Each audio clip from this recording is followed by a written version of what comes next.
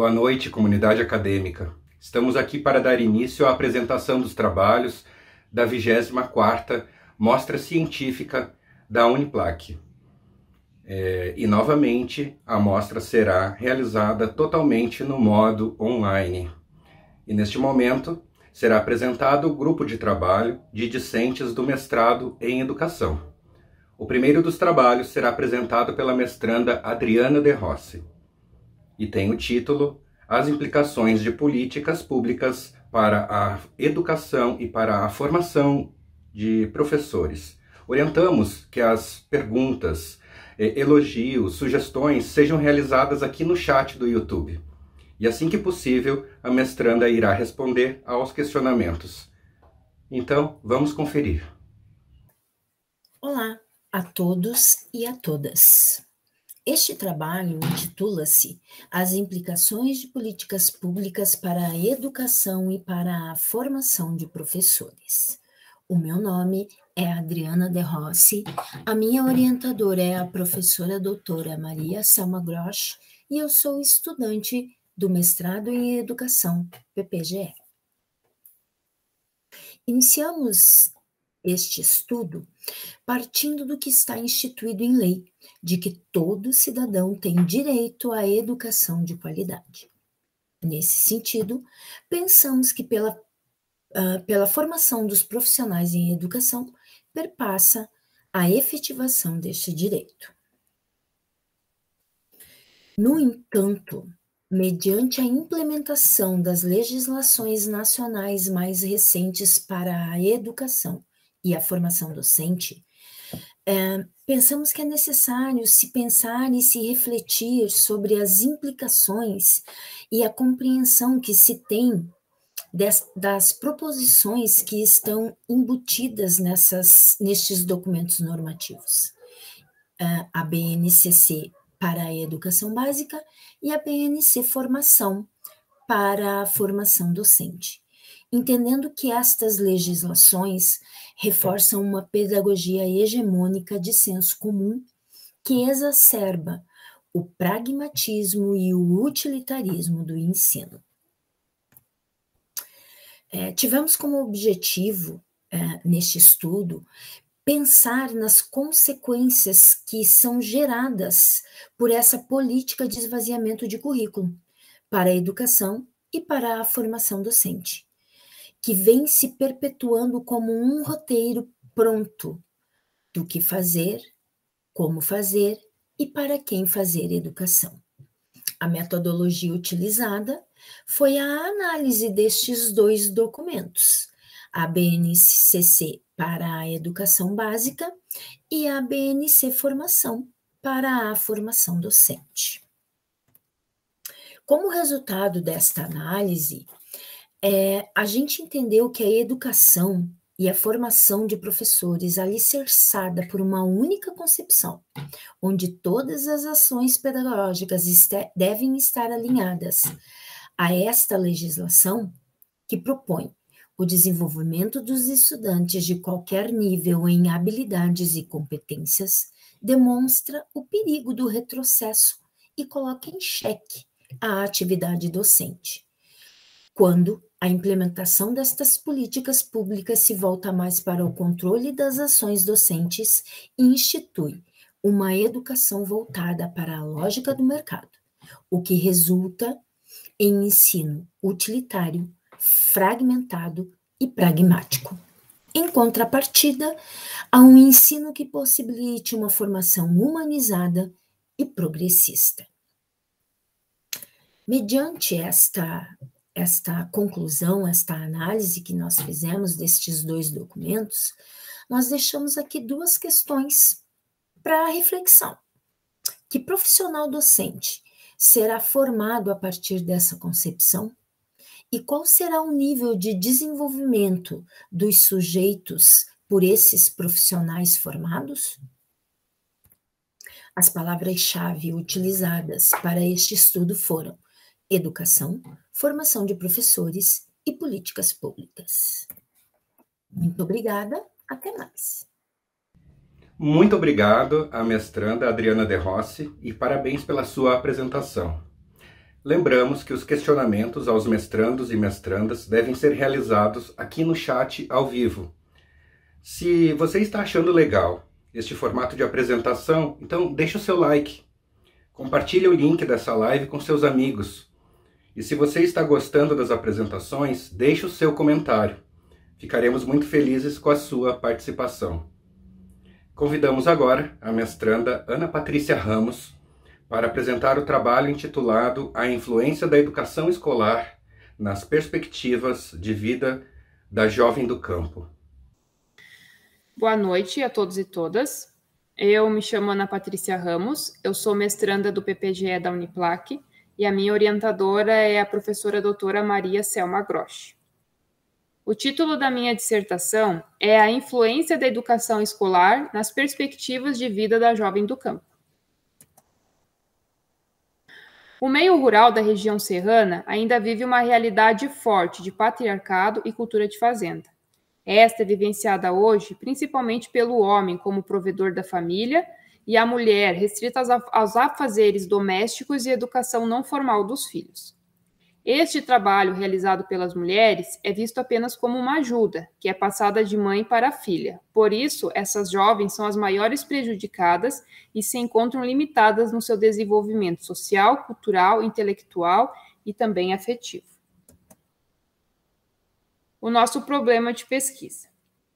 Esta pesquisa, ela tem como objeto de estudo o papel social da escola no desenvolvimento da consciência sobre a equidade de gênero, tanto no ambiente escolar quanto no convívio familiar. Portanto, trazemos como questão norteadora quais são as perspectivas de carreira, trabalho e família das jovens que frequentam uma das localidades da Escola Itinerante Maria Alice Wolff Souza, e qual a influência do espaço escolar nas inspirações de perspectivas profissionais dessas jovens. Como objetivo geral dessa pesquisa, eu trago relatar as histórias de vida das alunas, buscando evidenciar as suas realidades e projetos de vida, focando nas suas possibilidades profissionais no período pós-escola. Como objetivos específicos, a gente tem elencar os desafios que as alunas do campo enfrentam no ambiente familiar e escolar relacionados à equidade de gênero. Enunciar as perspectivas que as alunas têm para o futuro, optando ou por continuar no campo ou migrar para a cidade. Isso acontece muito com os jovens do campo. Assim que eles terminam o ensino médio, para continuar os estudos, uma faculdade, um curso técnico, ou até mesmo para trabalhar, eles têm que sair do campo e vir para a cidade. Outro objetivo específico, então, relatar suas experiências de vida, em especial as relacionadas à educação não formal. Então, é relatar sobre o seu cotidiano, sobre o seu dia a dia, a gente também tentar entender como que é a realidade dessa jovem do campo. Analisar a atual situação sobre o trabalho da mulher do campo, percebendo se o mesmo é notado como atividade produtiva legítima, digna de direitos e remunerações. A metodologia, então, que a gente vai aplicar nessa pesquisa. Essa pesquisa ela tem uma abordagem qualitativa de caráter etnográfico e buscará compreender as experiências vividas pelas jovens, levando em consideração o ambiente sociocultural em que elas estão inseridas. A coleta será realizada com as alunas do ensino médio a partir do uso de um diário com as narrativas das estudantes. A gente optou pelas alunas do ensino médio exatamente por elas estarem na fase final da educação básica. Então, no ensino médio, geralmente os jovens já estão pensando nas suas perspectivas profissionais e tudo mais. Esse diário ele será entregue a cada aluna para fazerem suas anotações sobre atividades cotidianas e, posteriormente, a gente vai analisar todas essas narrativas que serão entregues nesse diário. Quais os resultados que a gente espera com essa pesquisa, então? A escola, ela desenvolve um papel muito importante no que diz respeito à conscientização dessa jovem sobre o seu papel na sociedade e no âmbito familiar. Esta pesquisa, ela poderá contribuir também na elaboração de ações de empoderamento para as meninas e as mulheres que vivem no campo. Então, agradeço a todos pela atenção. E esta pesquisa está sendo apoiada pelo Programa de Bolsas Universitárias de Santa Catarina no âmbito do UniEdu. Muito obrigado à mestranda Ana Patrícia Ramos e parabéns pela sua apresentação. Lembramos que os questionamentos aos mestrandos e mestrandas devem ser realizados aqui no chat ao vivo. Se você está achando legal este formato de apresentação, então deixe o seu like, compartilhe o link dessa live com seus amigos e se você está gostando das apresentações, deixe o seu comentário. Nós ficaremos muito felizes com a sua participação. Convidamos agora a mestranda Andrea Prestes Xavier. Ela vai apresentar o trabalho intitulado Mediação da Aprendizagem de Estudantes com Deficiência Intelectual na Fase de Alfabetização e Letramento. Necessidade de formação continuada de professores e professoras. Olá, boa noite. Eu me chamo Andrea Prestes Xavier, sou mestranda do PPGE da Uniplac, orientada pela professora doutora Maria Selma Grosch. Apresentarei aqui o meu trabalho intitulado Mediação da Aprendizagem de Estudantes com Deficiência Intelectual na Fase de Alfabetização e Letramento, necessidade de formação continuada de professores. Trata-se de um recorte da pesquisa que está em andamento no PPGE. É um estudo qualitativo. A abordagem norteadora do trabalho que agora apresento é a formação continuada de professores para a apropriação de saberes relacionados à mediação, voltada para a alfabetização e letramento de crianças com deficiência intelectual. O trabalho aqui apresentado enfatiza as concepções referentes aos conceitos de formação continuada de professores e de mediação da aprendizagem. Dada a complexidade destes dois conceitos, sendo que eles permeiam toda a nossa pesquisa e que são compreendidos por nós como algumas das possíveis formas de contribuição para as demandas atuais das escolas, principalmente com relação ao processo de alfabetização e letramento de estudantes com DI, entendemos que se faz fundamental aprofundá-los, tendo em vista a sua influência também sobre a prática educativa. Nós fizemos algumas análises, né, para chegar à questão que conduziria esse trabalho. Nossas análises foram quanto à conquista do direito à educação das pessoas com DI, quanto à percepção de sua capacidade de aprendizagem, né, pelos profissionais da educação, e a questão da matrícula e aprendizagem, né, que não só o acesso, mas a aprendizagem são direitos das pessoas com deficiência também, né? Nós também observamos a importância do professor compreender a natureza pedagógica da proposta de mediação e a necessidade de que a formação continuada possibilite aos professores os conhecimentos referentes à mediação da aprendizagem para nortear o processo de alfabetização e letramento dos estudantes com DI.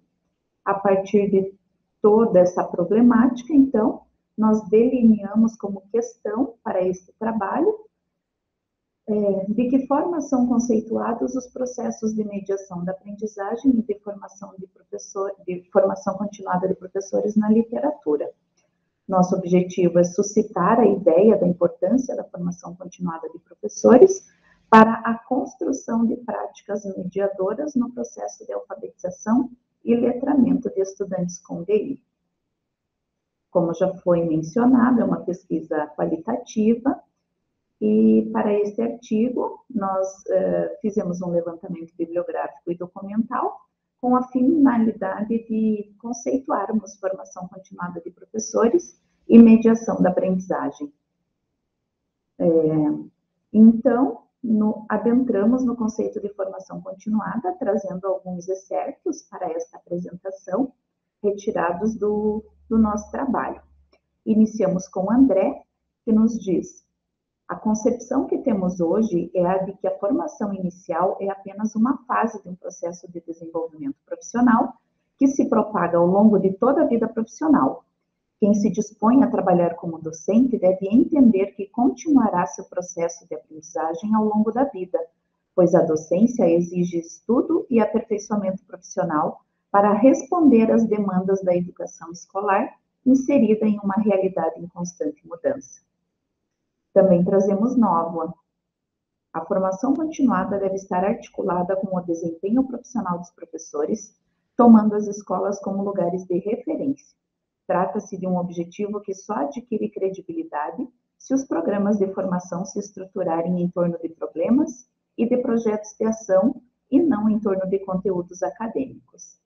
E também trazemos Indernon, que nos diz: trata-se de abandonar o conceito tradicional de que a formação continuada de professores é a atualização científica, didática e psicopedagógica, que pode ser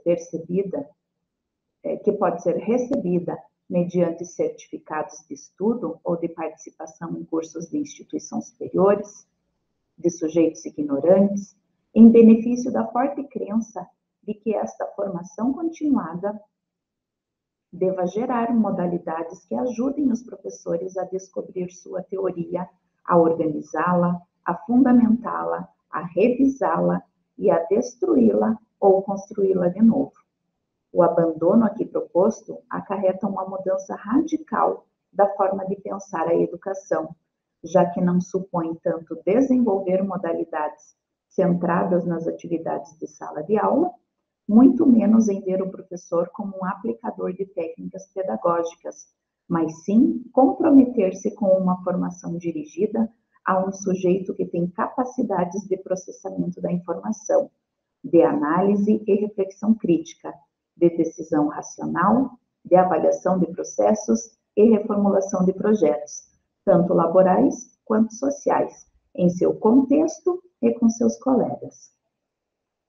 A partir da busca documental que foi bibliográfica e documental que foi realizada, nós, a partir de excertos de Indernon, nós tentamos sintetizar, então, o que seria a formação continuada de professores.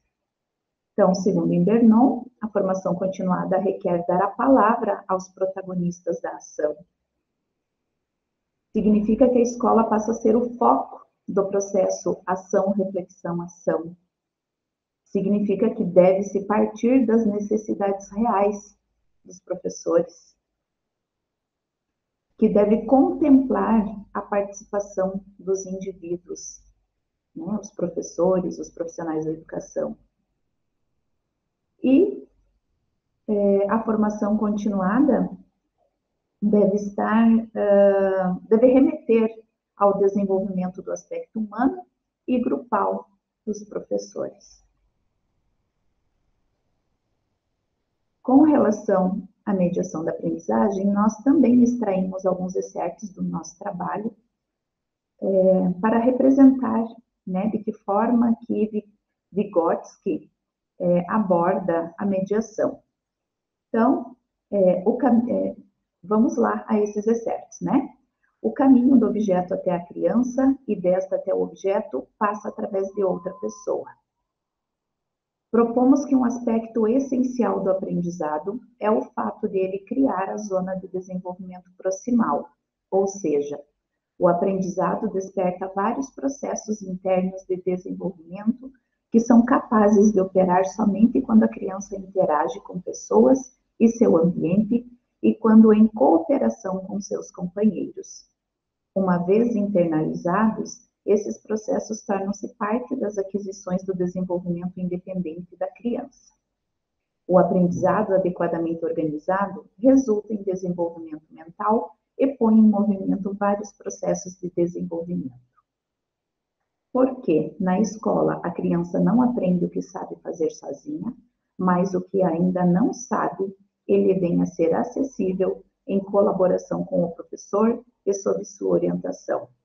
Por isso, a zona de desenvolvimento imediato, que determina esse campo das transições acessíveis à criança, é a que representa o momento mais determinante na relação da aprendizagem com o desenvolvimento.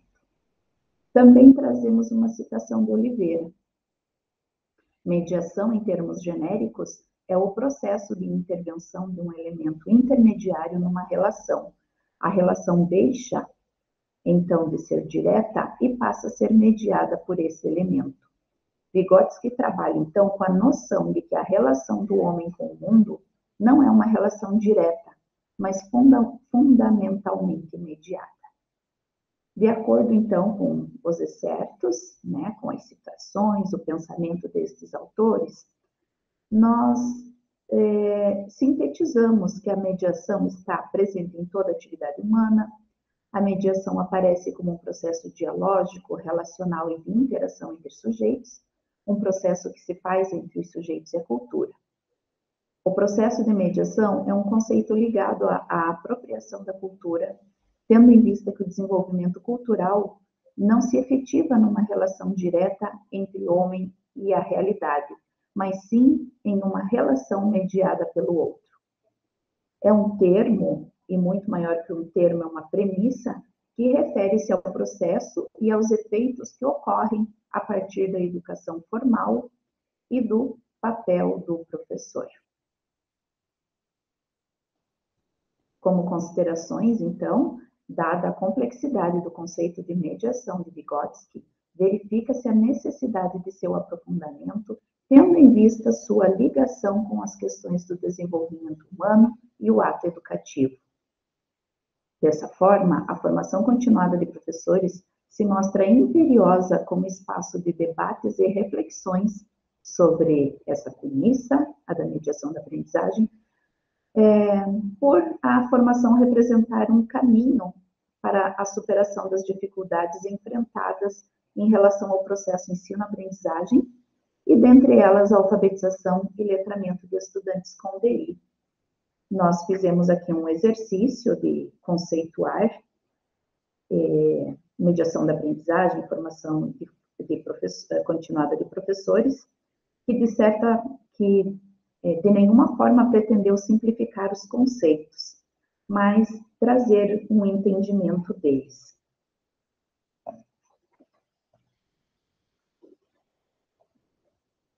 E aqui nós então apresentamos as referências utilizadas em nosso artigo e dessa forma agradecemos a atenção de todos. Boa noite.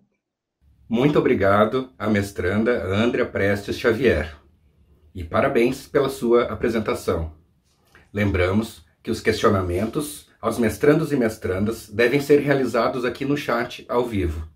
Se você está achando legal esta forma de apresentação, deixe o seu like, compartilhe o link com os seus amigos. E se você está gostando das apresentações, deixe o seu comentário, nós ficaremos muito felizes com a sua participação. Convidamos agora a mestranda Andrea Luciane Borges para apresentar o trabalho intitulado Inclusão na Educação Infantil, Crianças com Deficiência. Inclusão na Educação Infantil, Crianças com Deficiência. Acadêmica Andrea Luciane Borges. Orientador, professor doutor Jaime Farias Dresch. Curso Mestrado em Educação. Justificativa. A presente pesquisa aborda a inclusão na educação infantil.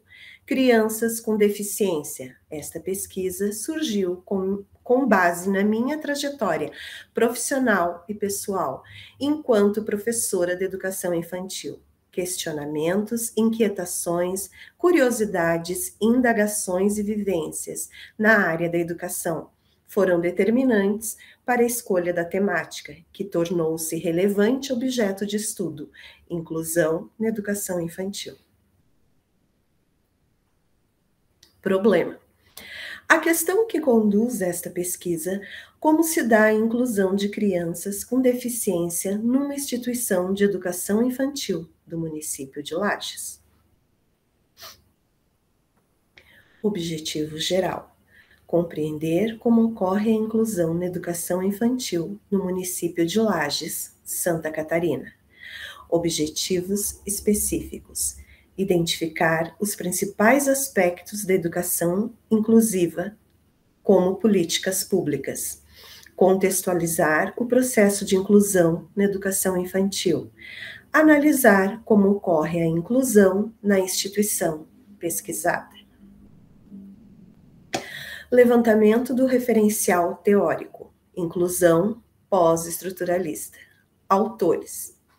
Os estudos de Michel Foucault, Governamento, Norma, para tratar as políticas de inclusão no Brasil. O tema inclusão e as inúmeras questões sociais, culturais, políticas e pedagógicas. Trouxemos as contribuições de pesquisadores tais como Maura Corsini Lopes, Alfredo Veiga Neto, Maria Isabel Buges, Carlos Esquilar e entre outros.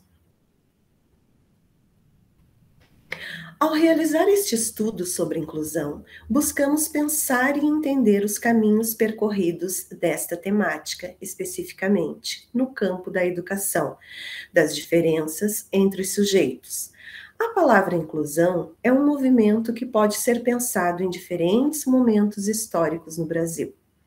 Para algumas pessoas, um conceito, um processo ou um movimento. Então, a escola inclusiva passou a ser questão de direitos humanos, o movimento pela inclusão de todos. No século XX, surge a escola para todos, o movimento pela inclusão, pela mobilização da sociedade para uma luta coletiva, para garantir a obrigatoriedade e permanência de todos na escola, incluídos. Na modernidade, os indesejáveis, os diferentes, os iguais, os anormais, classificação de um mundo com desejo de organização.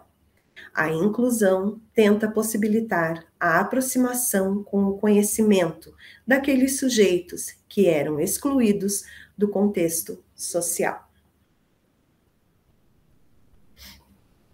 Metodologia.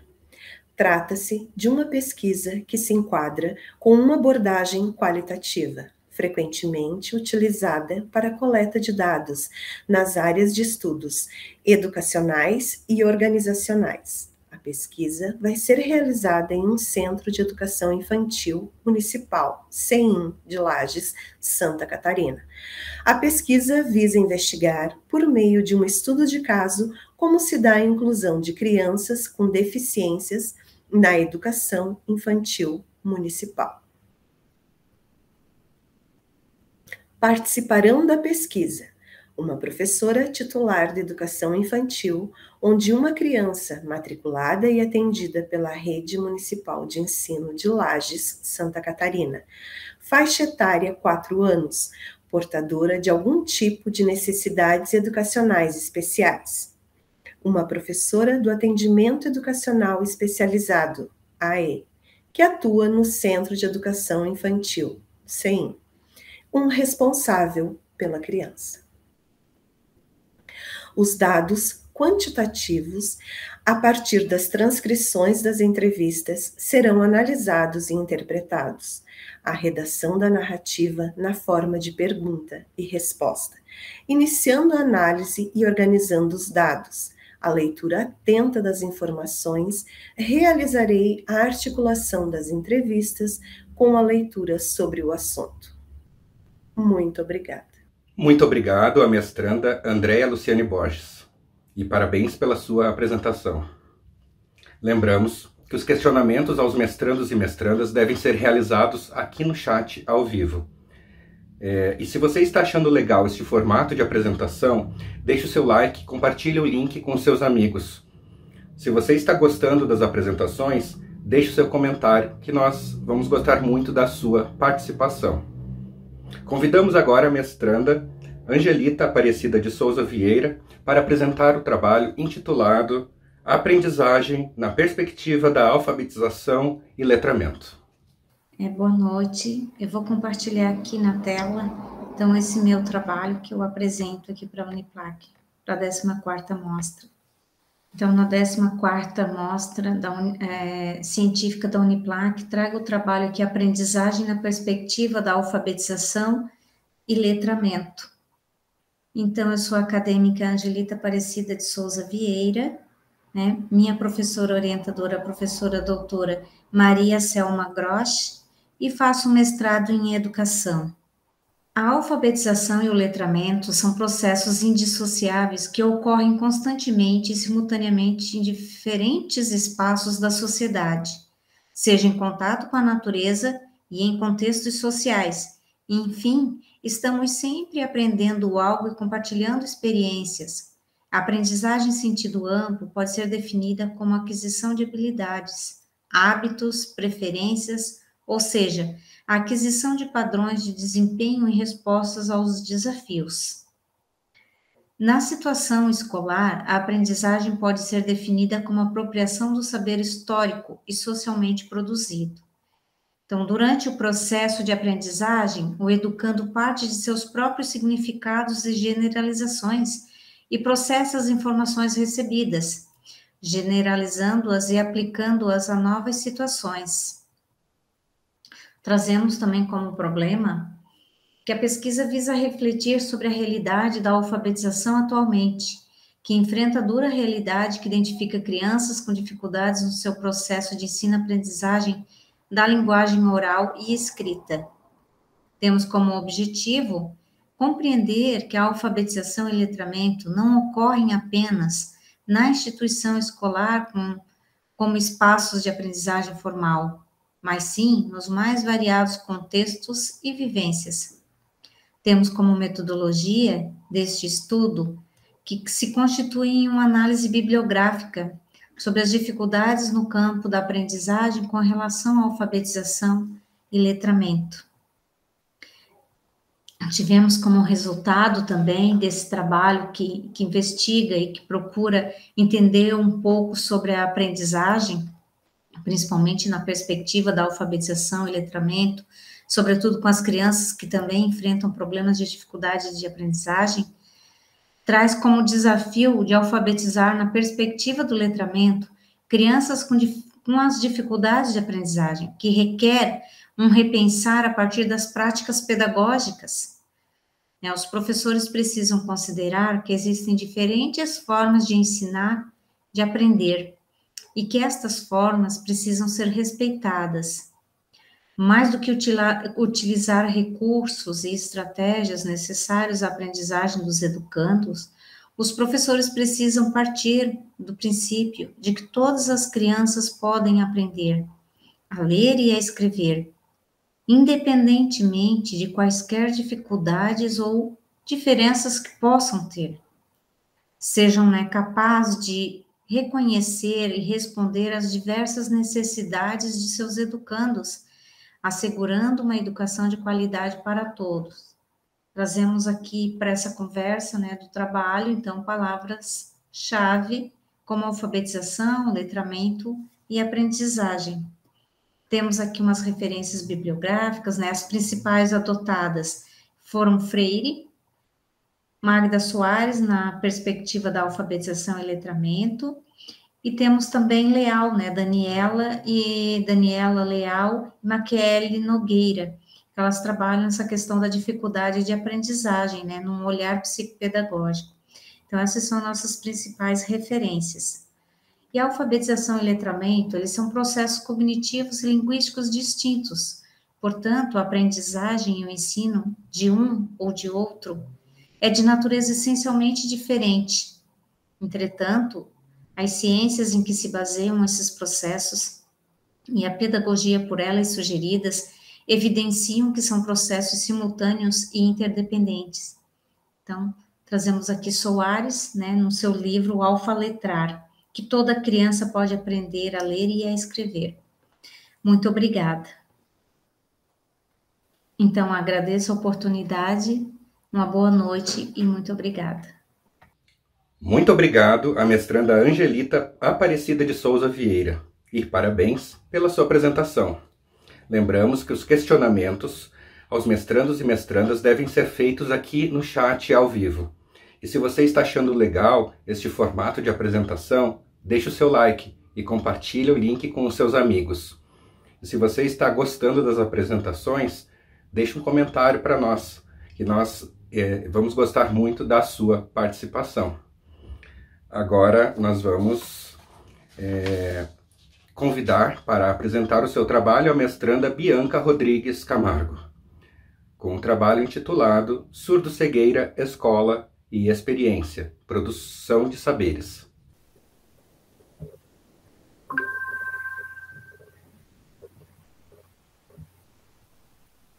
Olá, vamos iniciar então a apresentação do resumo, intitulado Escola, Surdo-Cegueira e Experiência, Produção de Saberes.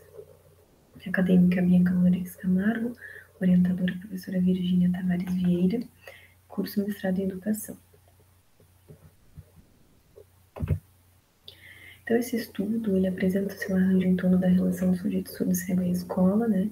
Trata-se de uma busca, né, por produção de saberes na esfera acadêmica acerca do tema. Então, eu trago aqui também o meu objetivo, que é analisar e discutir essas produções, que já foram publicadas acerca da surdo-cegueira e suas relações com esse espaço, né? Espaço da escola, que sejam narrados por esse sujeito, que é um dos alicerces da minha pesquisa, né? Trata-se, então, de um recorte de uma pesquisa de mestrado em andamento. Essa pesquisa ela é fundamentada, teoricamente, pelo filósofo Michel Foucault, que opera com alguns conceitos, né, na minha pesquisa, para pensar a produção desse sujeito, conceitos estes: escola, surdo-cegueira e experiência. Então, a surdo-cegueira é uma deficiência que se caracteriza pela ausência total ou parcial, porém simultânea da visão e da audição. Conforme Cambruzzi, então ela pode ser dividida em dois grupos: o pré-linguístico, quando o indivíduo nasce com deficiência, ou o pós-linguístico, quando o sujeito adquire a deficiência no decorrer da vida, né, ou após ter a aquisição de alguma linguagem. Então, por mais que existam esses indivíduos matriculados na educação regular, há uma carência de profissionais nessa área, né, habilitados para trabalhar com essa deficiência, bem como de métodos que orientem o processo de ensino-aprendizagem. Mas é importante a gente colocar aqui que a gente não pretende, com essa revisão, atentar para esse processo de aprendizagem do sujeito surdo-cego, mas sim analisar e discutir de que forma esses estudos selecionados trazem a relação do sujeito com a escola. Então, trago o nosso problema, né, do estudo, que com essa diversidade de trabalhos acadêmicos acerca da educação especial, traçamos como questão norteadora da presente pesquisa como fazer da escola um espaço de criação de experiência com o sujeito surdo-cego.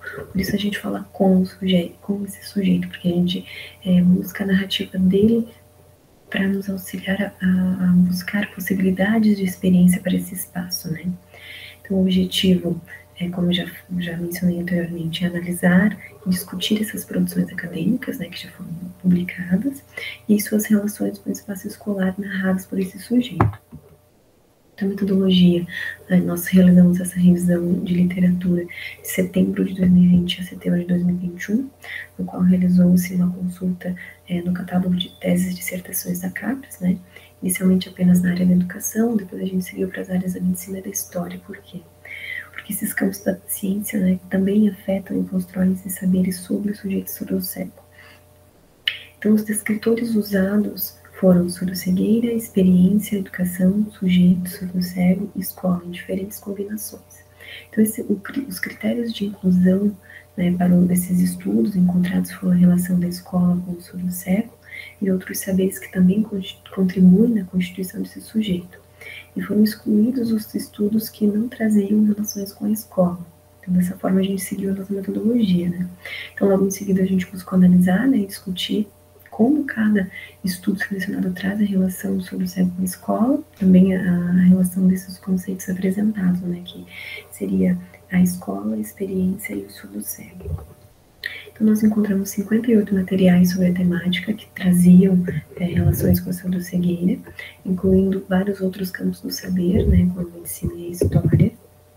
E após a leitura do resumo da metodologia, foram selecionados 16 desses 58 trabalhos, para fazer uma análise mais profunda, né, no resumo, na metodologia e, consequentemente, em outros pontos importantes. Então, a gente também selecionou um estudo da área da medicina para falar sobre os saberes acerca dos atravessamentos de saúde que esse sujeito sofre, que também é bem importante.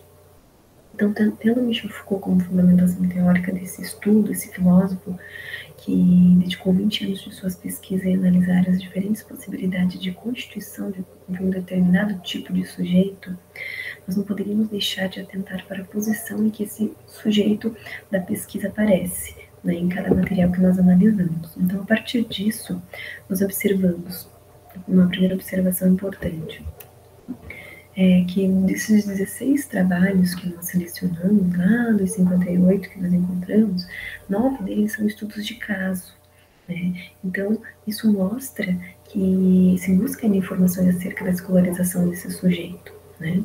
E percebeu-se também que apenas 2 desses trabalhos, né, trazem a narrativa dos sujeitos surdo-cegos, sendo que os demais trabalhos trazidos nessa revisão apresentavam perspectivas de outros sujeitos, né, que são fora da deficiência, ou seja, da família, da escola, da medicina.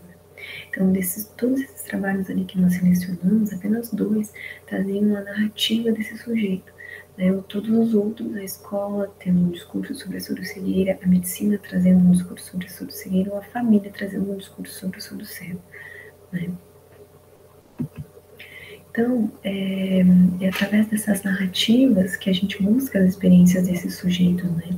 A Roça é um professor português que trabalha com esse conceito, né? Também o Pisto e Michel Foucault, e ele diz que esse conceito, que a experiência implica paixão, que tem a ver com o que nos passa, com o que nos afeta, o que nos transforma. A partir desse conceito, né, buscando nos materiais selecionados, a gente encontrou 12 materiais que citam essa palavra, que trazem essa palavra, né? Mas a gente observou também que os autores não trazem a experiência da mesma forma com que essa pesquisa propõe, trazendo esse conceito como algo raro, como algo que transforma de verdade. Apenas colocam como uma prática de algo que com certo aperfeiçoamento o tornará melhor em algo. Então, como considerações finais, a gente conclui, a partir dessa revisão, que há necessidade de produzir conhecimento sobre a surdo-cegueira, sim, para compreender melhor esse tipo, né, de grupo social, e é preciso entender esse sujeito, né, nosso objeto de pesquisa, como alguém que pode resistir a esses modos de subjetivação que são impostos, né, pela sociedade e por ele próprio, e que podemos pensar em outras formas de existir para nós e para outros de nós. Então, eu agradeço a atenção de todos, pelo espaço também, sou grata, e trago aqui as referências usadas para a construção desse resumo. Obrigada. Muito obrigado à mestranda Bianca Rodrigues Camargo e parabéns pela sua apresentação. Lembramos que os questionamentos aos mestrandos e mestrandas devem ser feitos aqui no chat ao vivo. E se você está achando legal este formato de apresentação, deixe o seu like, compartilha o link dessa live com seus amigos e se você está gostando das apresentações, deixe o seu comentário, que nós vamos gostar muito da sua participação.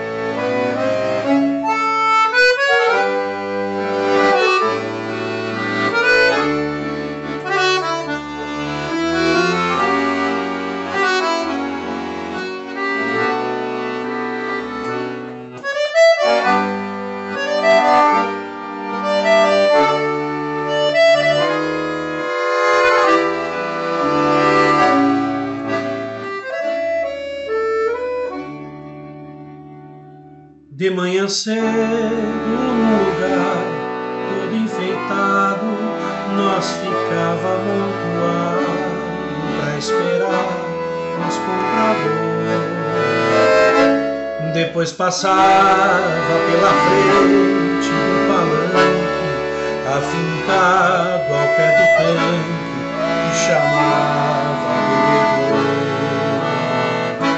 E nesse dia minha véia foi comprada numa leva separada pelo senhor ainda.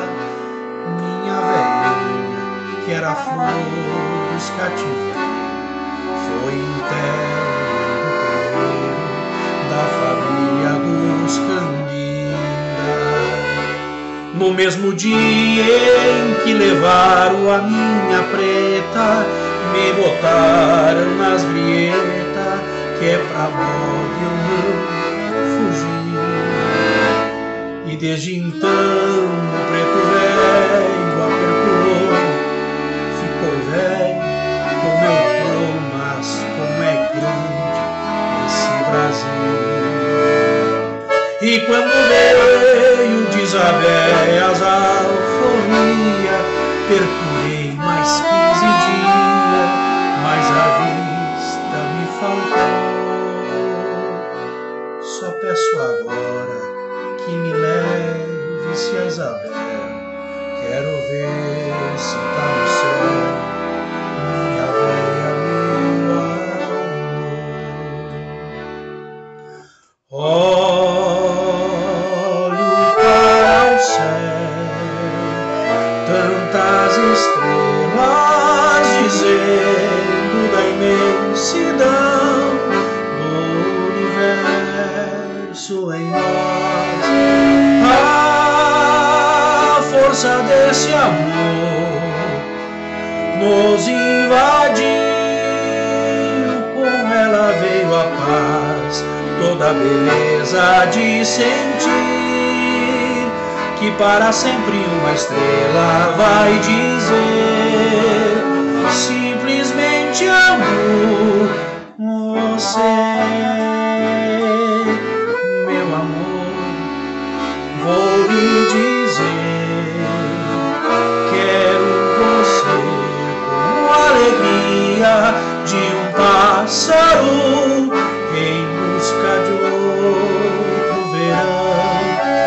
Na noite do sertão, meu coração só quer bater por ti. Eu me coloco em tuas mãos para sentir todo o carinho que sonhei. Nós somos rainha e rei.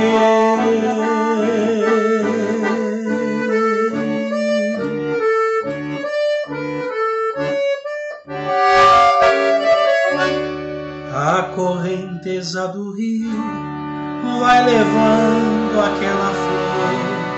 O meu bem já está dormindo, zombando do meu amor. Na barranceira do rio, o ingá se debruçou, e a fruta que era madura a correnteza levou. A correnteza levou, a correnteza levou. E choveu uma semana e eu não vi o meu amor. O barro ficou marcado aonde a boiada passou. Depois da chuva passar, céu azul se apresentou lá na beira da estrada. Vem vindo meu amor, vem vindo meu amor, vem vindo meu amor, vem vindo, vem vindo, vem vindo.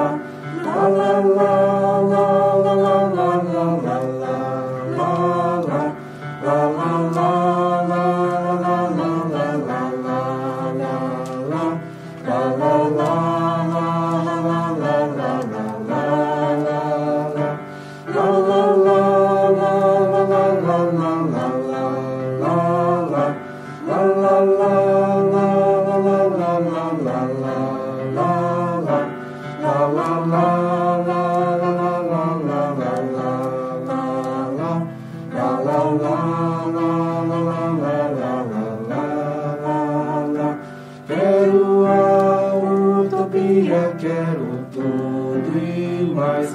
Quero a felicidade nos olhos de um pai. Quero a alegria e muita gente feliz. Quero que a justiça reine em meu país. Quero a liberdade, quero o vinho e o pão. Quero ser amizade, quero amor, prazer. Quero nossa cidade sempre ensolarada, os meninos e o povo no poder. Eu quero ver São José da Costa Rica, coração civil, me inspire no meu sonho de amor, Brasil. Se o poeta é o que sonhou que vai ser real, Vou sonhar coisas boas que o homem faz e esperar pelos frutos no quintal. Vem polícia, vem a milícia, nem feitiço, cadê poder? Viva a preguiça, viva a malícia, que só a gente é que sabe ter. Assim dizendo a minha utopia, eu vou levando a vida.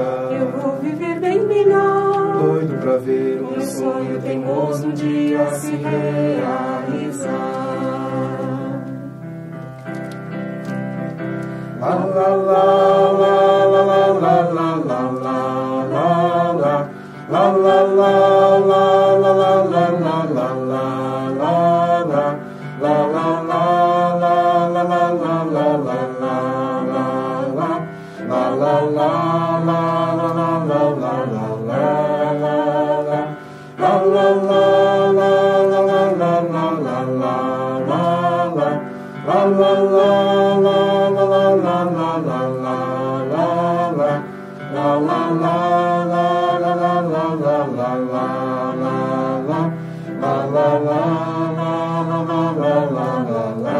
eu quero ver.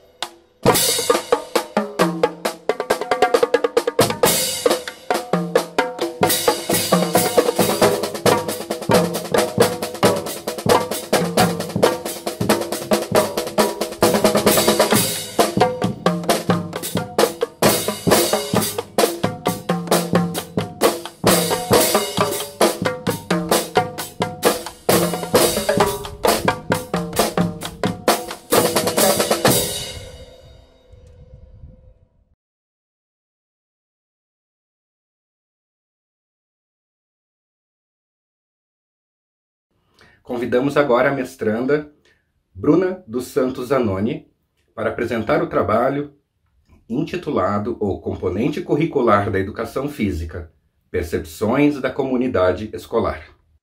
Olá, sou a mestranda Bruna dos Santos Zanoni, faço parte do programa de pós-graduação Stricto Sensu do mestrado em Educação da Universidade do Planalto Catarinense. Tenho como orientador o professor Geraldo Augusto Lopes. O título da minha pesquisa é O Componente Curricular da Educação Física, Percepções da Comunidade Escolar. Este é um projeto ainda em desenvolvimento, ele faz parte do programa de pós-graduação do mestrado em Educação da Universidade do Planalto Catarinense, e o tema proposto, ele justifica-se pela vivência docente da pesquisadora no componente curricular de Educação Física, perante os desafios encontrados na realização das aulas com estudantes das turmas dos anos finais do ensino fundamental em uma escola da rede pública municipal de Lages.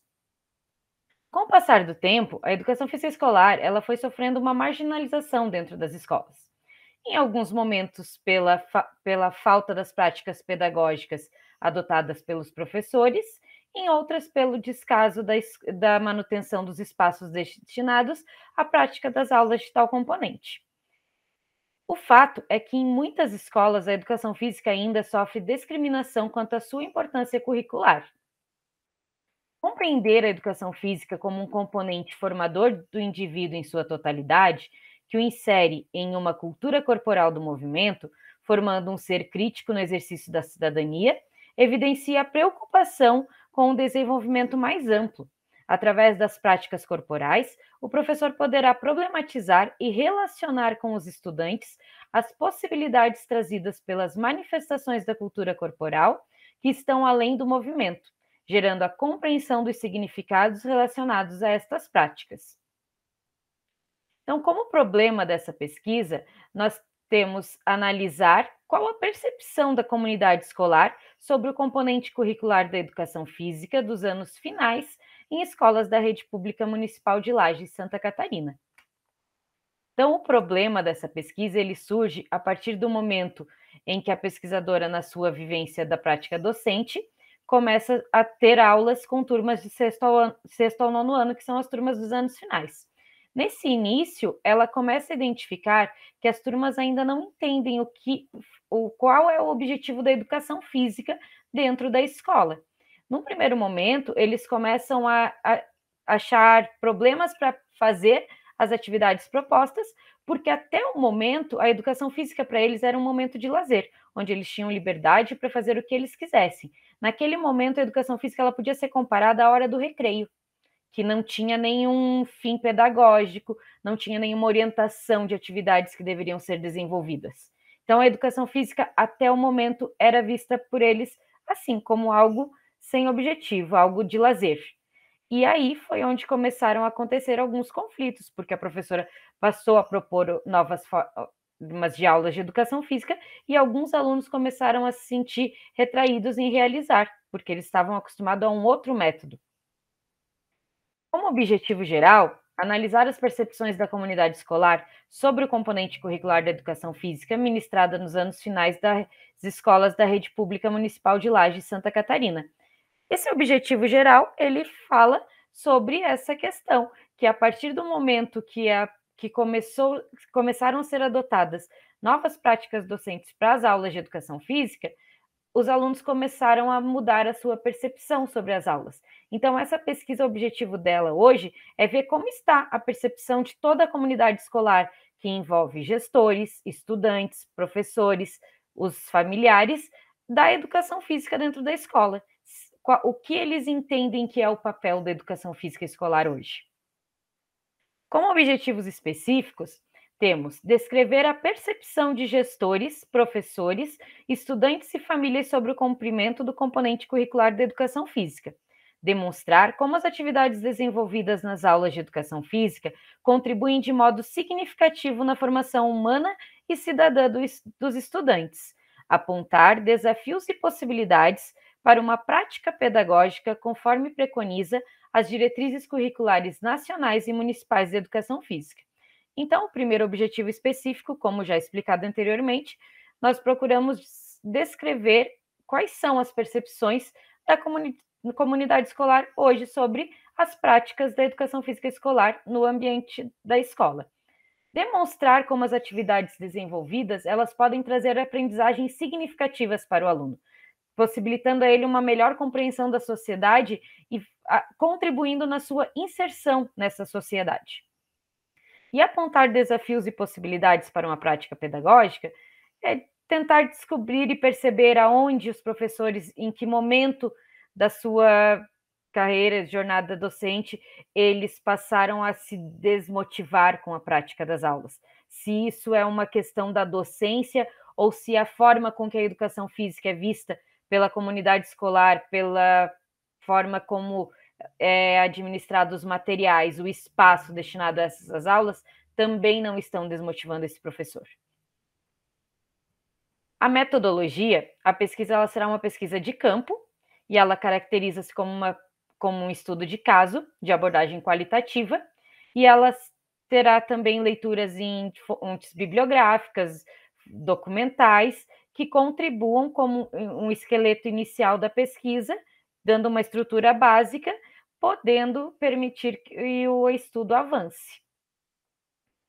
Como técnica para a coleta de dados, será utilizado o modelo de grupo focal, onde é possível obter diferentes perspectivas de uma concepção, manifestadas a partir de vivências do dia a dia, trazidas pelos participantes. Então, para compor o grupo focal, serão selecionados 2 estudantes de turmas do 6º ao 9º ano, porque o nosso foco são em alunos dos anos finais, 2 gestores, 2 professores de educação física e 2 familiares de estudantes, todos pertencentes à mesma comunidade escolar, à mesma escola, e esse grupo focal ele pretende ser feito em um único encontro, num tempo de conversa de 40 a 60 minutos.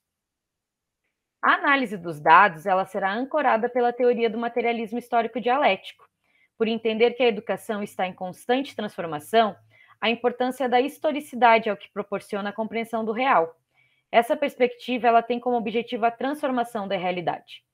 E como o problema ele surgiu a partir da vivência do pesquisador dentro do campo da sua pesquisa, e o objetivo dele é uma transformação dessa visão sobre a educação física, da percepção, ele está inserido, e como ela busca uma transformação da realidade social, o materialismo histórico ele atende às questões presentes nessa pesquisa. Como resultado esperado, a gente busca ouvir e analisar as percepções da comunidade escolar, que é composta por gestores, docentes, estudantes e famílias, e objetiva constituir um conhecimento transformador sobre as concepções e possibilidades pedagógicas relativas ao componente curricular da educação física, tantas vezes silenciados por docentes e comunidade escolar. Então, fica aqui meu agradecimento pela atenção de todos e o meu muito obrigada. Muito obrigado à mestranda Bruna dos Santos Anoni. E parabéns pela sua apresentação. Lembramos que os questionamentos aos mestrandos e mestrandas devem ser feitos aqui no chat ao vivo.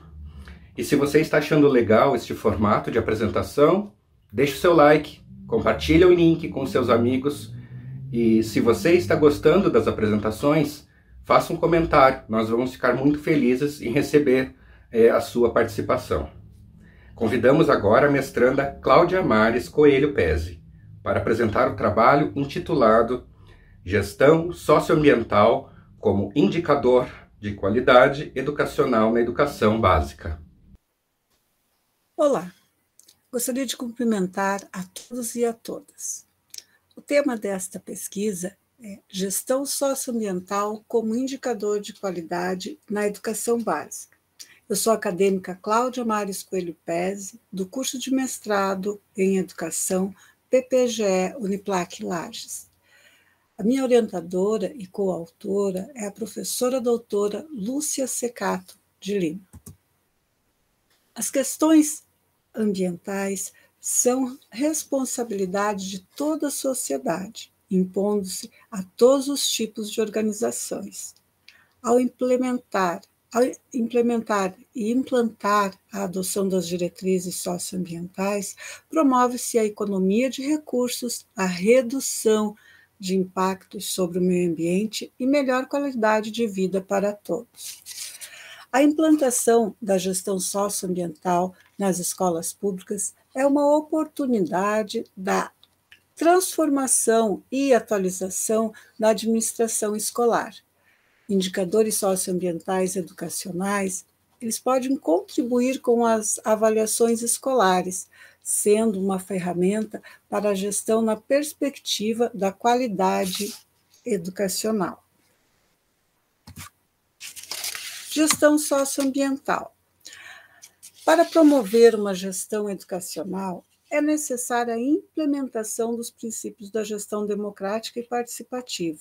É imprescindível o compartilhamento de responsabilidades e o acompanhamento de indicadores socioambientais no processo de tomada de decisão entre os diversos segmentos escolares, incentivando a busca de soluções para os problemas de maneira mais adequada às necessidades da escola, seguindo os princípios de autonomia, de participação de todos os segmentos escolares. Os indicadores, eles são úteis principalmente para o monitoramento dos sistemas educacionais, considerando o acesso, a permanência e a aprendizagem de todos os alunos. Desta forma, os indicadores eles contribuem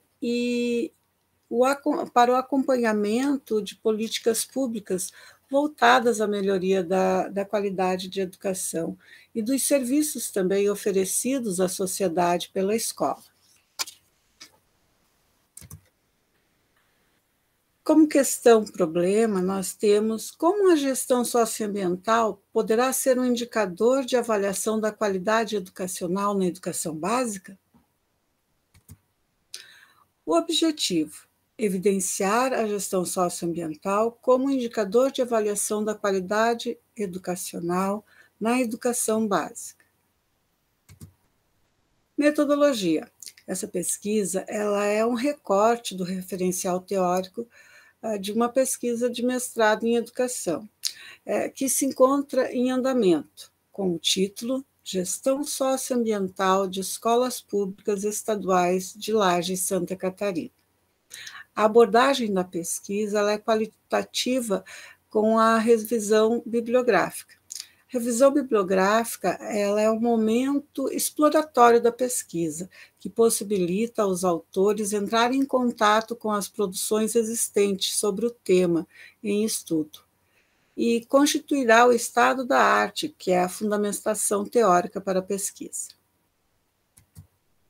Resultados esperados. Perspectiva-se contribuir com a gestão socioambientais de escolas públicas estaduais por meio de indicadores de sustentabilidade para compor as avaliações externas dos sistemas de ensino de educação básica. Nesse sentido, os indicadores eles podem contribuir com a relação participativa e também assertiva das decisões tomadas em todas as unidades escolares. Obrigada. Eu gostaria de agradecer a todos e a todas que acompanharam essa apresentação. Muito obrigado à mestranda Cláudia Mares Coelho Pezzi pela sua apresentação e parabéns. Lembramos que os questionamentos aos mestrandos e mestrandas devem ser feitos aqui no chat ao vivo. Se você está achando legal esta forma de apresentação, deixe o seu like, compartilhe o link dessa live com seus amigos e se você está gostando das apresentações, deixe o seu comentário. Nós vamos ficar muito felizes com a sua participação. E agora nós vamos convidar a mestranda Cristiane Massuchetti para apresentar o trabalho intitulado Jean Piaget, Edgar Morin e o processo de construção do conhecimento. Olá, eu me chamo Cristiane Massuchetti, sou mestranda em Educação pelo PPGE, desenvolvo uma pesquisa que busca compreender a relação entre as tecnologias digitais e o processo de construção do conhecimento no ensino superior, e hoje vou falar um pouquinho de um recorte da pesquisa sobre Jean Piaget, Edgar Morin e o processo de construção do conhecimento. Eu sou orientada pela professora doutora Madalena. Esse trabalho, então, é fruto de resultados parciais da minha pesquisa de mestrado. Ele apresenta um panorama da perspectiva piagetiana e da perspectiva complexa de construção do conhecimento, considerando primordialmente as similaridades. Então, Piaget e Morin são dois dos principais autores que eu estou estudando, e eu vou buscar falar 3 pontos, na verdade, 3 similaridades que eles têm para compreender como o ser humano constrói conhecimento. Então, a construção do conhecimento, ela pode ser entendida enquanto conjuntos de processos que permitem que o ser humano interaja nos mais diversos níveis de realidade, estabeleça relações, se adapte e seja e esteja no mundo. Então, é necessário compreender possíveis aproximações teóricas em função da necessidade de resolução de problemas epistemológicos e melhoria dos processos de ensino-aprendizagem. Então, o problema da pesquisa vem bem nessa linha epistemológica, que vai contribuir para melhorar os processos de ensino. O objetivo, então, é apresentar as aproximações teóricas entre a perspectiva dos dois. Quanto à metodologia, se realizou pesquisa bibliográfica de caráter qualitativo a partir de produções publicadas na área, que foram acessadas e fichadas no decorrer da pesquisa, ou seja, desde o início de 2020. A pesquisa se encontra em andamento, né? Mas então parte desses dados já foi analisado, ordenado e discutido e se encontra aqui nesse trabalho, nesse recorte. Quanto aos resultados, o delineamento de aproximações teóricas existente em tais perspectivas possibilita que se avance as discussões a nível epistemológico, compreende-se que a transdisciplinaridade, que eu vou falar um pouquinho no próximo slide, contribui para a ampliação da humanidade nos processos de ensino, bem como para a melhoria da qualidade deles. Quando a gente fala, então, em conhecimento, a gente entende ele enquanto conjunto de processos e interações que operam em diversos níveis de realidade e permitem que o ser humano se utilize da sua inteligência para operar no mundo, estabelecer relações, ser e estar. As duas perspectivas elas são bem complementares quanto ao processo de construção do conhecimento, sendo que o construtivismo do Piaget influenciou o pensamento complexo do Morin. Então, historicamente, Piaget desenvolveu o pensamento complexo depois do Piaget. E 3 pontos que eu vou destacar, que se assemelham do ponto de vista deles, são os processos de retroalimentação, os processos de reversibilidade e a transdisciplinaridade. Os processos de retroalimentação, em Piaget, ele traz eles dentro de um dos princípios da epigenética, né? Então, para o Piaget, o ser humano, a criança, todo conhecimento que ele adquire, ele usa de base para adquirir conhecimentos novos, né? Que são os instrumentos operatórios que eles chamam. Tudo quanto a criança aprende e se torna uma estrutura, auxilia na aquisição de novas estruturas. Então, é uma retroalimentação, porque tudo que ela adquire, ela usa, né, como um passo a passo para o próximo. Nenhum conhecimento, ele é de alguma forma descartado, mas ele se subsidia à próxima etapa, de uma maneira bem recursiva. Quanto aos processos de reversibilidade, e os processos de retroalimentação para o Edgar Morin, ele traz com essa ideia de complexidade mesmo, de que um sistema, as informações que chegam em qualquer sistema, ou a nível de pensamento, no caso, pensamento complexo, que é o conceito que o Morin desenvolve, ele contribui para o crescimento ou para a entropia desse próprio sistema. Então, é a compreensão de que, num sistema, informações novas vão se retroalimentar, vão se desenvolver, e a ideia de que uma coisa influencia muito a outra. Isso a nível de ensino, a nível de saúde, em qualquer sistema mesmo. Então, isso vem bem da teoria geral dos sistemas, né? Que é uma teoria que hoje em dia está na administração, está na área da saúde, na área do direito. É uma compreensão, na verdade, da realidade, né? E a retroalimentação, então, está no Piaget desde essa questão dos princípios epigenéticos e em Edgar Morin também. Os processos de reversibilidade estão bem relacionados quando Piaget fala que a criança, por exemplo, quando ela aprende e está lidando com transvasamento de líquidos ou operações em que ela faz e ela desfaz, quando ela começa a compreender que algumas coisas que ela faz vão ter uma volta, por exemplo, ela pode mudar o líquido de um recipiente para o outro, e alguns não. Por exemplo, quando ela quebra algum brinquedo, quando alguma coisa não pode ser desfeita, né? Ou quando ela modela uma massinha. Então, é a ideia de quando a criança compreende, numa das fases do desenvolvimento, que existem coisas que são reversíveis e outras são irreversíveis, e compreender o acaso também. A ideia de que coisas do acaso realmente, né, imprevisíveis podem acontecer. O pensamento complexo, ele traz essa ideia de reversibilidade quando se entende que um sistema se tornou tão complexo, mas tão complexo, que muitas vezes ele não pode nem ser compreendido do nível que ele chegou. Uma ideia assim básica, por exemplo, o desenvolvimento das células do ser humano, né, que se inicia de uma coisa muito básica, muito simples, e atinge tamanha complexidade que o ser humano em si tem essa possibilidade de se desenvolver.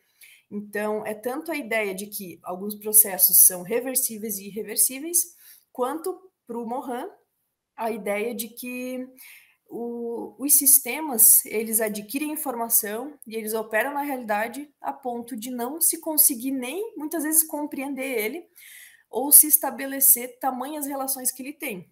Um exemplo, quando a gente fala em sociedade, a gente tem essa questão das pessoas, das empresas, tudo o que pessoas fazem, grupos fazem, empresas fazem, afeta o todo. E chega um ponto que a gente não consegue entender muitas vezes da onde que alguma coisa começou. Um exemplo, um movimento social, né? Então, é esse processo do que é reversível e irreversível e muitas vezes incompreensível também.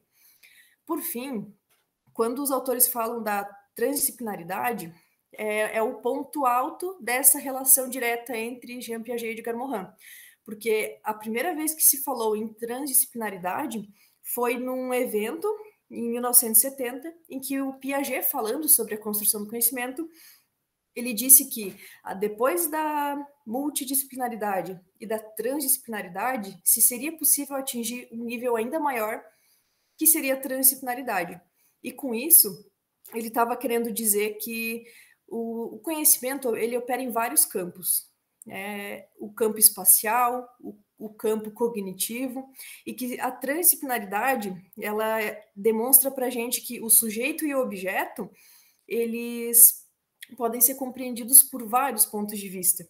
Então, a transdisciplinaridade vem nessa ideia de que existem muitos níveis de realidade e que, dependendo de cada olhar, algum fenômeno pode ser entendido de uma maneira diferente.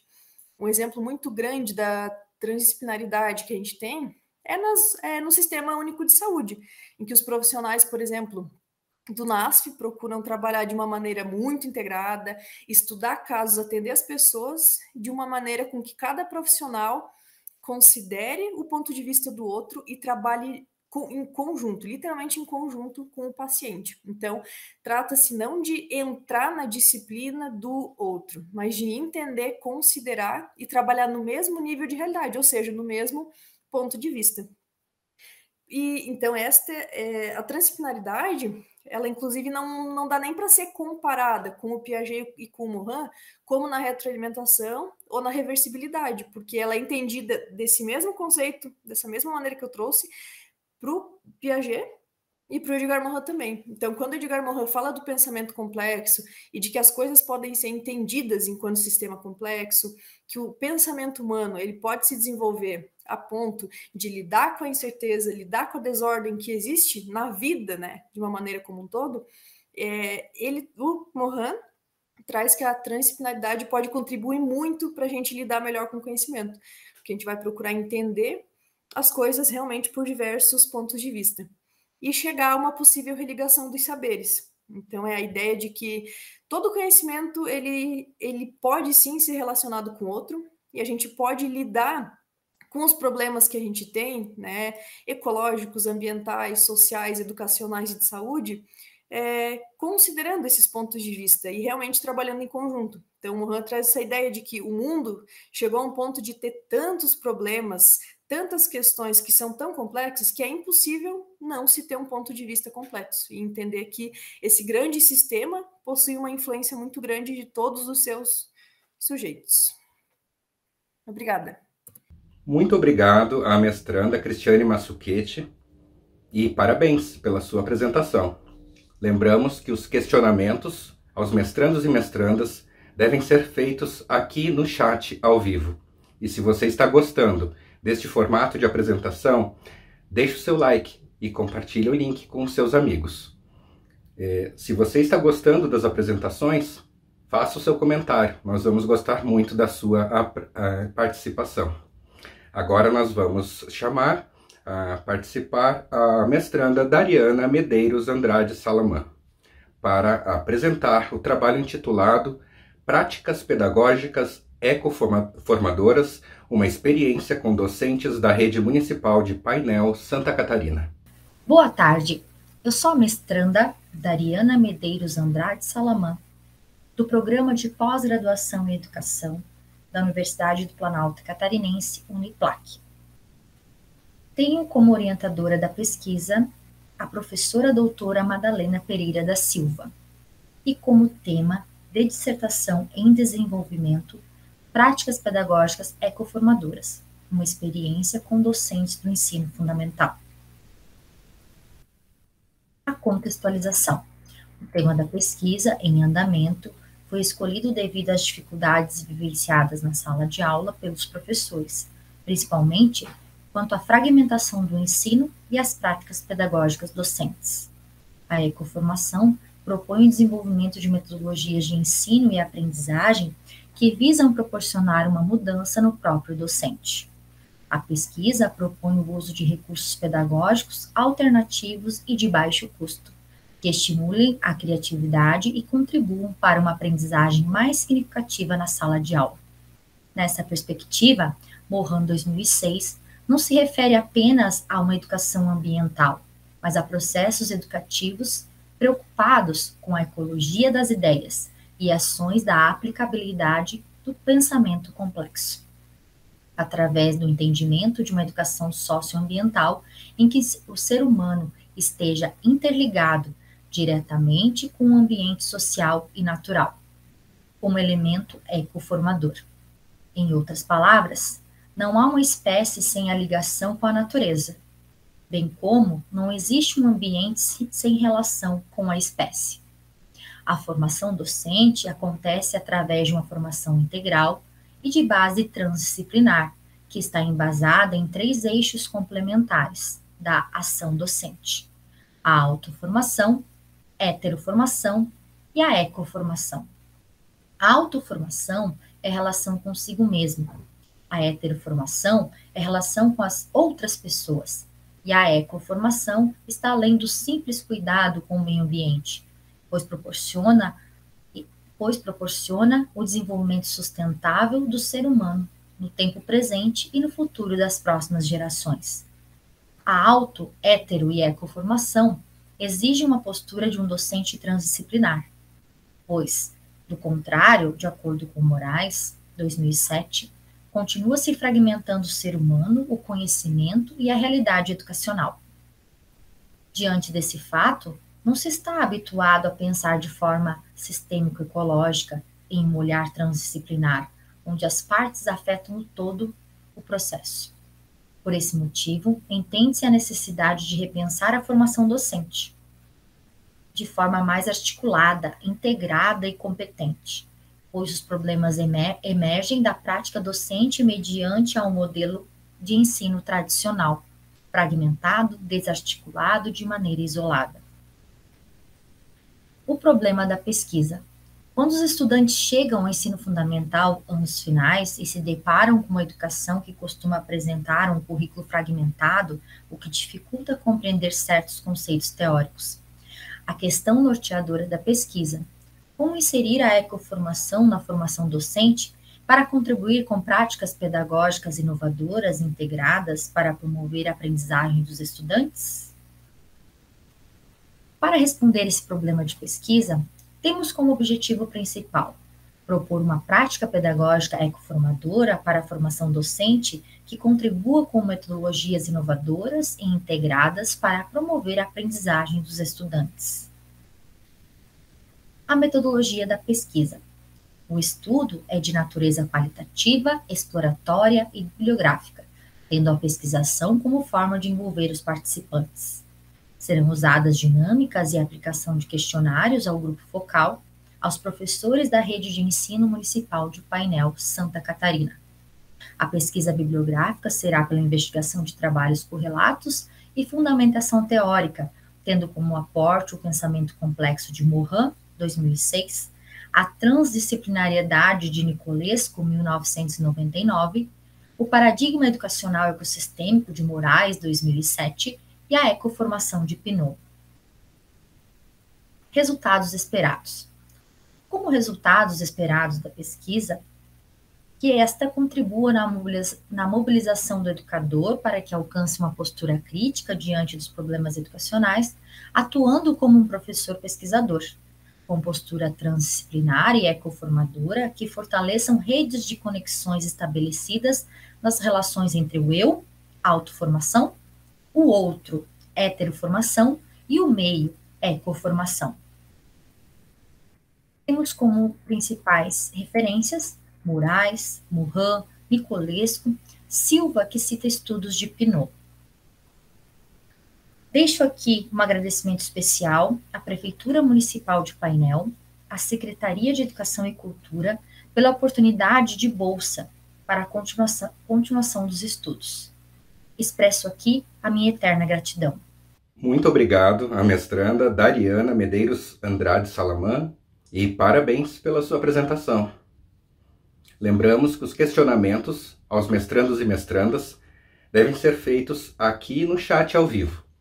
E se você está gostando deste formato de apresentação, deixe o seu like e compartilha o link desta live com os seus amigos. Se você está gostando das apresentações, faça o seu comentário. Nós vamos gostar muito da sua participação. Convidamos agora a mestranda Eva Adriana da Luz Leite Craco para apresentar o trabalho intitulado O Lúdico na Prática Pedagógica do Professor, repensando o processo de formação de professores da educação infantil. Eu sou Eva Adriana da Luz Leite Craco, sou mestranda do curso de mestrado da Uniplac e hoje eu vim apresentar para vocês o meu projeto de pesquisa, que é o Lúdico na Educação Infantil. O meu acadêmica é Eva Adriana da Luz Leite Craco, a minha orientadora é Maria Alva Linda Mor Pinto e o curso é do PPGE. O presente estudo é um recorte da pesquisa de mestrado do programa de pós-graduação em Educação da Universidade do Planalto Catarinense, a Uniplac. O presente trabalho tem como tema as práticas pedagógicas por meio do lúdico na educação infantil. Entende-se que o lúdico pode auxiliar no desenvolvimento integral das crianças de educação infantil. A pesquisa tem como objetivo geral analisar como o lúdico tem sido utilizado nas práticas pedagógicas dos professores nos centros de educação infantil do Sistema Municipal de Educação de Lages.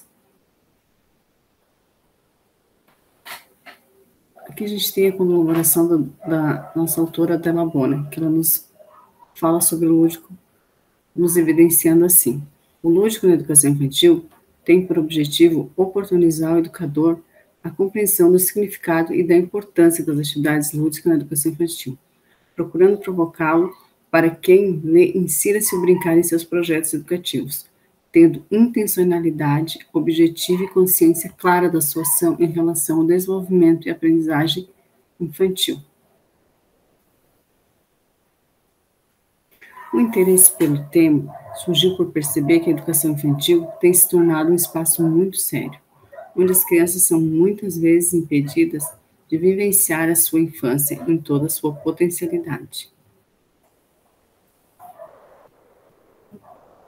Minha questão de pesquisa é como o lúdico vem sendo utilizado nas práticas pedagógicas como instrumento no processo de aprendizagem e desenvolvimento das crianças na educação infantil dos Centros de Educação Infantil Municipal de Lages. O estudo trata-se de uma pesquisa qualitativa, de cunho interpretativo, que utiliza-se de entrevistas semi-estruturadas, um instrumento para a coleta de dados que contemple a questão da pesquisa.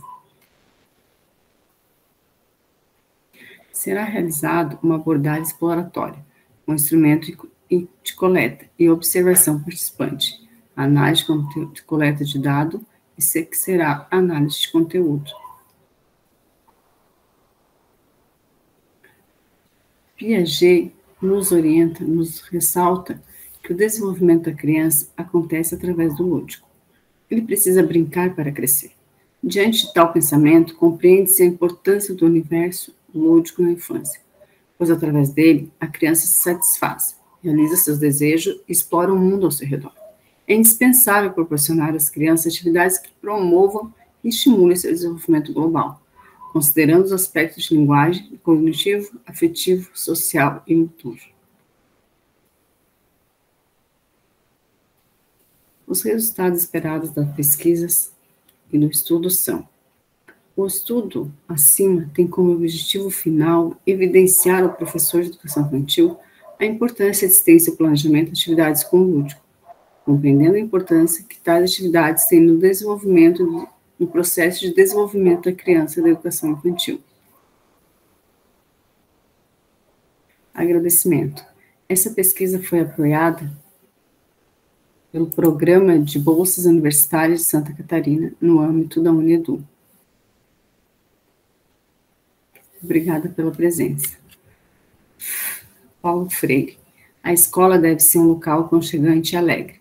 Sonhamos com uma escola que, sendo séria e competente, seja uma escola geradora de alegria. Freire.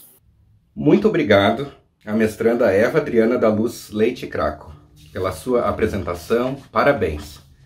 Lembramos que os questionamentos aos mestrandos e mestrandas devem ser feitos aqui no chat ao vivo. E se você está gostando deste formato de apresentação, deixe o seu like, compartilha o link dessa live e manda para nós o seu comentário. Nós vamos ficar muito felizes com a sua participação.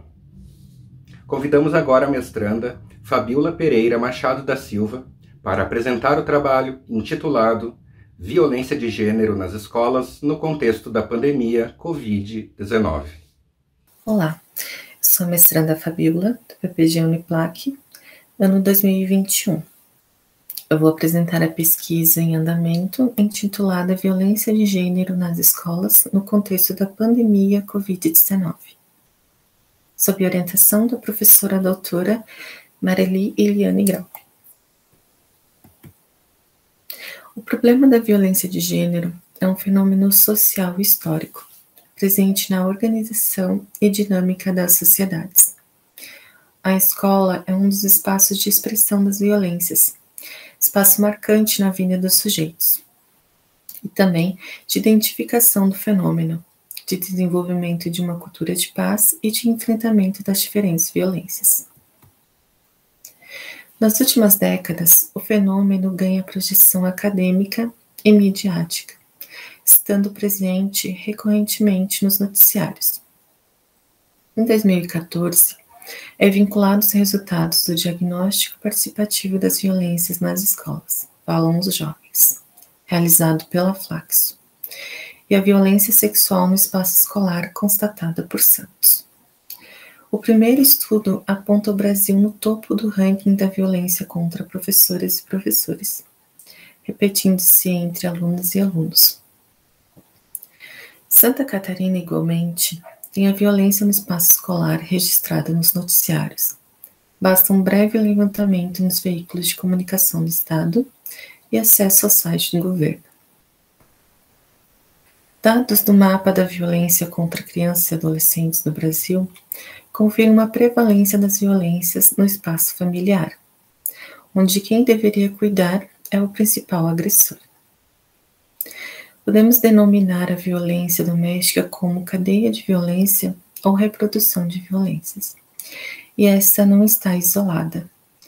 Nas famílias, a violência vem acompanhada de questões como a condição precária de vida, desemprego, conflitos de poder relacionados ao gênero e geração, nas relações hierárquicas de subordinação e desigualdade nas famílias.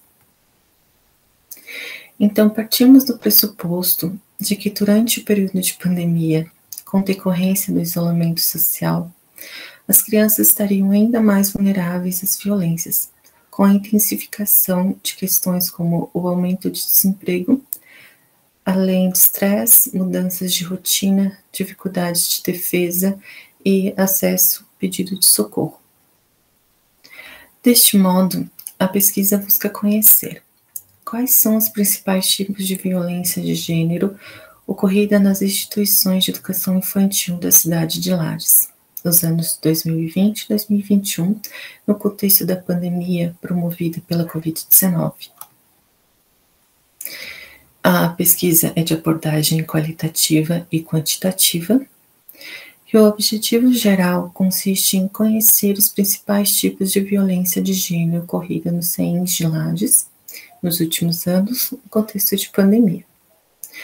Temos como objetivos específicos mapear a produção científica sobre as violências de gênero antes e no contexto de pandemia, identificar as instituições do município de Lages que atuam na prevenção e enfrentamento das violências de gênero, mapear as legislações e políticas sociais de enfrentamento às violências com destaque ao campo educacional. Também enviaremos um questionário para todas as professoras das instituições de educação infantil do município de Lages, com o objetivo de mapear os tipos de violências de gênero que ocorreram no contexto educacional nestes anos. Após o envio do questionário, será realizado entrevistas. Uma na instituição com o maior índice de violência apontado no formulário e outra na instituição com o menor índice de violência. E na perspectiva de compreender o fenômeno da violência educacional, especialmente no período de pandemia, utilizaremos algumas referências teóricas internacionais, de Barbius e Blaia, e nacionais, Magalhães, Santos, Nicelo e Abramovay, assim como suas formas de prevenção e enfrentamento, Silva, Assis e Miriam Abramovay. A escola pode ser um lugar confiável e de amparo nas diversas situações de violência, mas o que se observa é que as escolas deixaram de ser um local de proteção aos alunos, um espaço que já foi considerado sagrado no sentido de merecer cuidado e respeito. Portanto, conhecer, refletir, debater o fenômeno da violência nas escolas é essencial para que crianças e adolescentes possam encontrar na escola um espaço confiável e seguro, promovendo impacto positivo no processo do seu desenvolvimento. A partir dos dados coletados, a pesquisa espera que possa contribuir na educação infantil de Lages, como base para criar estratégias, ações de enfrentamento e prevenção a todas as formas de violência no ambiente escolar. Por último, trouxemos as referências. Muito obrigada e uma boa noite a todos e todas. Muito obrigado à mestranda Fabíola Pereira Machado da Silva e parabéns pela sua apresentação. Lembramos que os questionamentos aos mestrandos e mestrandas devem ser feitos aqui no chat ao vivo. E se você está gostando deste formato de apresentação, deixe o seu like, compartilha o link dessa live com seus amigos. E se você está gostando dos trabalhos, manda o seu comentário, que nós vamos ficar muito felizes com a sua participação. Aproveito para parabenizar a todos e todas os mestrandos e mestrandas deste grupo de trabalho do mestrado em educação. E também aproveito para parabenizar toda a equipe organizadora da 24ª Mostra Científica da Uniplac. Esta live ficará disponível no YouTube dentro dos canais de comunicação da Uniplac. Sendo assim, agradecemos a sua participação e a sua audiência. Muito obrigado e até a próxima.